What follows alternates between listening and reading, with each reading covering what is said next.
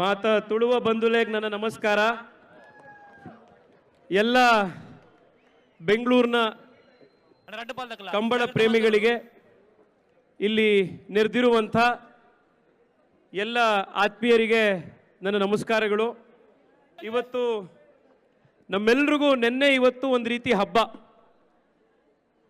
ನಾವು ಕಂಬಳವನ್ನು ಭಾಳಷ್ಟು ಜನ ಬೆಂಗಳೂರಿನವರು, ಕರಾವಳಿಯವ್ರನ್ನ ಬಿಟ್ಟು ನಾನು ಹೇಳ್ತಿರೋದು, ಬೆಂಗಳೂರಿನವರು ನಾವು ಸೋಷಿಯಲ್ ಮೀಡಿಯಾದಲ್ಲಿ ನೋಡಿದ್ವಿ, ರೀಲ್ಗಳಲ್ಲಿ ನೋಡಿದ್ವಿ, ಕಾಂತಾರ ಸಿನಿಮಾದಲ್ಲಿ ನೋಡಿದ್ವಿ. ಆದರೆ ಫಸ್ಟ್ ಟೈಮು ಬೆಂಗಳೂರಿನ ಇತಿಹಾಸದಲ್ಲಿ ನಮ್ಮ ದಕ್ಷಿಣ ಕನ್ನಡದ ಉಡುಪಿಯ ನಮ್ಮ ಕರಾವಳಿಯ ಕಂಬಳವನ್ನು ನಮ್ಮ ಬೆಂಗಳೂರು ಮಹಾನಗರಕ್ಕೆ ತೆಗೆದುಕೊಂಡು ಬಂದಿರೋದರಲ್ಲಿ ಪ್ರಕಾಶ್ ಶೆಟ್ಟಿ ಅಣ್ಣನ ನೇತೃತ್ವದ ಇಡೀ ಟೀಮು ಭಾಳ ಯಶಸ್ವಿಯಾಗಿ ಕೆಲಸ ಮಾಡಿದೆ. ನಾನು ನಿಮ್ಮೆಲ್ಲರ ಪರವಾಗಿ ಅವರಿಗೆ ಮತ್ತು ಈ ಇಡೀ ತಂಡದ ನೇತೃತ್ವವನ್ನು ವಹಿಸಿರುವಂಥ ಅಶೋಕ್ ಕುಮಾರ್ ರೈ ಸಾಹೇಬರಿಗೆ, ಉಮೇಶ್ ಶೆಟ್ಟಿಗೆ, ದೇವಿ ಪ್ರಸಾದ್ ಶೆಟ್ಟಿ ಅವರಿಗೆ, ಇಡೀ ಈ ತಂಡದ ಪ್ರಮುಖರಾಗಿರುವಂಥ ಎಲ್ಲರಿಗೂ, ಇದರಲ್ಲಿ ನಮ್ಮ super star music director Gurukiran ಅವರು ಕೂಡ ಜೊತೆಗಿದ್ದಾರೆ, ಬೆಳ್ಳಿಪ್ಪಾಡಿ ಗುಂಡ್ರಂಜನ್ ಶೆಟ್ಟಿ ಅವ್ರ ಜೊತೆಗಿದ್ದಾರೆ. ಎಲ್ಲರೂ ಮುಂದೆ ಬಂದು ಇದನ್ನು ಇಷ್ಟು ದೊಡ್ಡ ಮಟ್ಟದಲ್ಲಿ ಇದನ್ನು ಆರ್ಗನೈಸ್ ಮಾಡಿದ್ದಾರೆ. ಇದು ಒಬ್ಬರು ಇಬ್ಬರು ಸೇರಿ ಮಾಡುವಂಥ ಇವೆಂಟ್ ಅಲ್ಲ.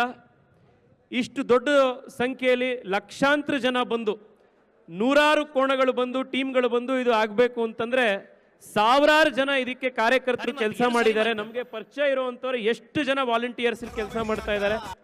ನಿಮ್ಮೆಲ್ರಿಗೂ ಕೂಡ ಈ ಸಂದರ್ಭದಲ್ಲಿ ಅಭಿನಂದನೆ, ಧನ್ಯವಾದಗಳನ್ನು ಅರ್ಪಿಸ್ತಾ ಇದ್ದೇನೆ.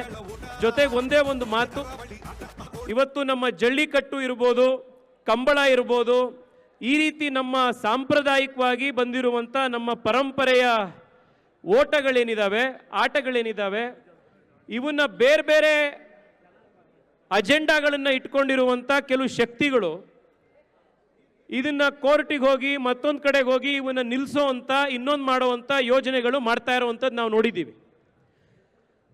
ರಾಜಕೀಯ ಪಾರ್ಟಿ ಇವೆಲ್ಲವನ್ನ ಮೀರಿ ಜಲ್ಲಿಕಟ್ಟು, ಕಂಬಳ, ನಮ್ಮ ಧರ್ಮ ಸಂಸ್ಕೃತಿಯ ಆಚರಣೆಗಳನ್ನು ಕಾಪಾಡುವಂಥ ದೃಷ್ಟಿಯಲ್ಲಿ ನಾವೆಲ್ಲರೂ ಒಂದಾಗಿರಬೇಕು.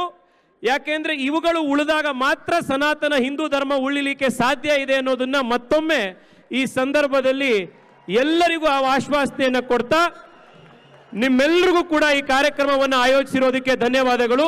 ಮತ್ತೊಮ್ಮೆ ಎಲ್ರಿಗೂ ಕೂಡ ಅಭಿನಂದನೆ. ಭಾರತ್ ಮಾತಾ ಕಿ, ಭಾರತ್ ಮಾತಾ ಕಿ, ವಂದೇ.